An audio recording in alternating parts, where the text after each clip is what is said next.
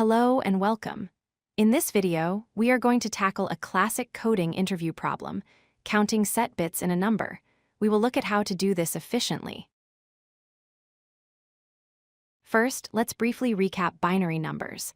Computers store all data as bits, which are zeros and ones. Each position represents a power of 2. For example, here we see how the number 11 is built from 8 plus 2 plus 1. So, what is a set bit? Simply put, it is any bit that has the value of 1. Our goal is to count how many ones appear in the binary representation of a given integer. For 5, the answer is 2. For 7, it is 3. Here is our formal problem statement. Given a positive integer n, we need to write a function that returns the count of set bits. Take a look at the input and output examples to understand exactly what we are looking for. The most intuitive way to solve this is to check every single bit.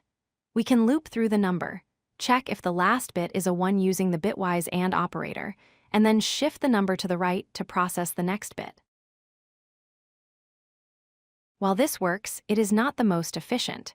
This method loops through all bits of the integer size. For a 32-bit integer, the loop runs 32 times, even if the number is small or has only one set bit. This gives us a time complexity of big O of log n. Can we do better? Yes. There is a famous algorithm known as Kernighan's algorithm. The core idea is simple but powerful. Instead of visiting every bit, we only visit the bits that are actually set to 1. The algorithm relies on this magic operation, n bitwise AND with n-1. When you subtract 1 from a number, it flips all the bits after the rightmost set bit, including the set bit itself. Performing a bitwise AND with the original number effectively turns off just that rightmost one. Let's visualize this. Here we have 44. The rightmost set bit is at position 4. When we subtract 1, that bit becomes 0 and the trailing zeros become 1s. The bitwise AND result clears exactly that one bit, leaving the rest of the number unchanged. Here is the code implementation. We initialize a count to 0. Then, while the number is greater than 0, we apply our magic operation to remove the lowest set bit and increment our count. The loop continues until the number becomes 0.